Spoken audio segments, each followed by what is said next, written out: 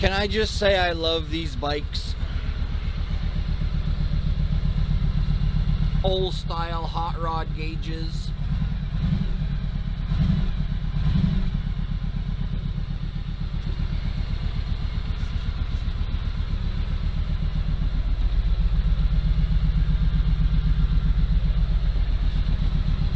I just started the Z as well.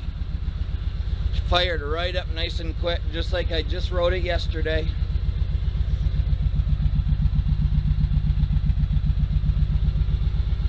They're all so different and unique. I got a really nice selection. I actually found a 93 ZX7R, which, as you know by my shirt, for men who don't need Viagra, I've always wanted one of those bikes, and this is a really nice specimen of one. It's got 33,000 miles, which, you know, if it's running good, would actually be kind of fun to see it turn 100,000. But I don't think I'm going to get it. I think I'm going to put the money into, you know, a little bit of security to make sure I can pay for the bikes that I already have, unfortunately.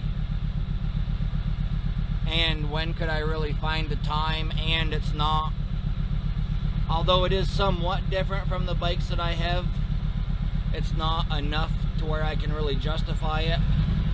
Like, even getting a dirt bike, I would love to do, but, you know, I've got a 10,800 miles on the bikes from this year, and I would like to get at least that many next year, so I think I'm going to stick with what I've got, unfortunately. My sickness really hates the idea of that thought, but when I come in here and see what I've got, it's a little more realistic to me.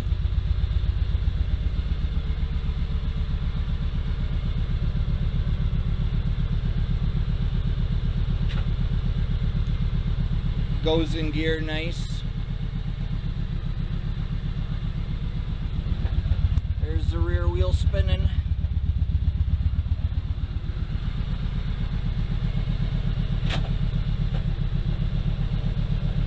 Rocker shifter, baby.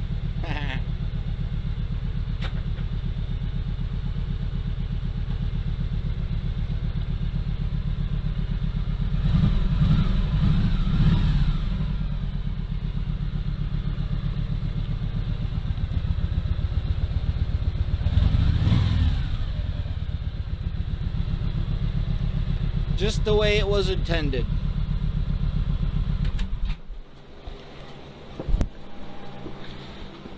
That's my sanity in the wintertime.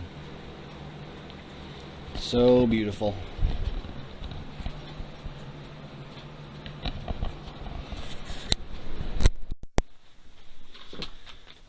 Hello, YouTube Nation.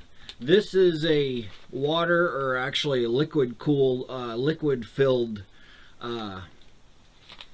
air pressure gauge. If you've never seen one of those, a little bit better quality than your standard cheapo jobby.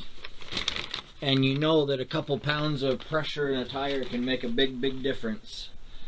A few things I wanted to talk about from a follow-up from my last talk is, I'll get down here.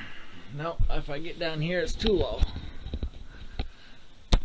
Yeah, that should be good.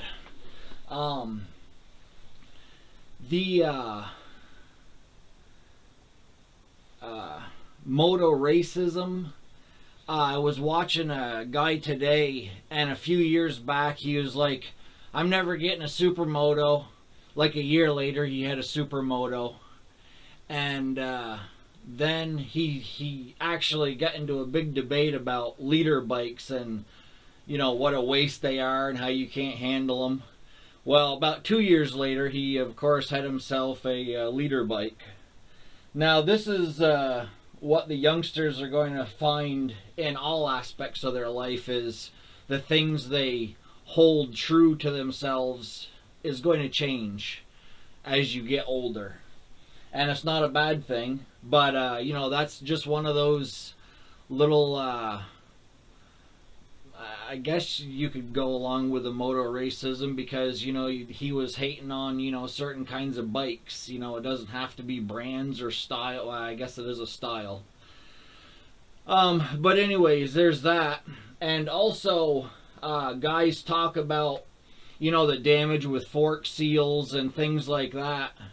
But I haven't heard anybody mention how hard it is, like putting flat spots on your clutch plates. You know, when you do slip the clutch, which is why that's never something that I do. I always just power wheelie if I do a wheelie. And I like to do, I guess they call it roosting, like when you come over knolls and stuff, kind of use, you know, the law of nature to your advantage. And the transmissions, I've known guys that have blown, like, especially second gear in transmissions of their bikes, and they've got to, you know, scrap the bike because, you know, they got a $4,000 bike and they got to put $2,000 into a transmission. You know, what are you going to do? That's why, you know, if you really have something you love and care about, you should treat it the way it was meant to be ridden. I mean, if you got a supermoto or something, you know, use it like a supermoto was meant to be ridden. You know, blasting it down the highway at, you know, wide open speeds, that's not what those bikes were made for. Now, this bike here, it was meant to corner, to go fast. You know, that's what I use it for. You know, it's not worth ruining something that I really cherish to, you know, get an extra view or whatever. And, you know, chances are there's plenty of fools out there doing shit like that, getting killed, and, you know, if you don't do it, then 900 other people will. So yeah, I mean, the tire thing, of course, because you're putting all that extra pressure on the tires, and the transmissions, so those are pretty serious things to think about. You know, it's not just the fork seals if you can't do a perfect wheelie, which, you know, even the guys that are good, it still puts a lot of pressure on them forks coming down at any speed. You know, it's, imagine hitting a bad bump and what that does to your forks. You know, it's not any better for sure. Yeah, I guess that was about it. So enjoy riding the way you want to ride, and that's how you get better, you know.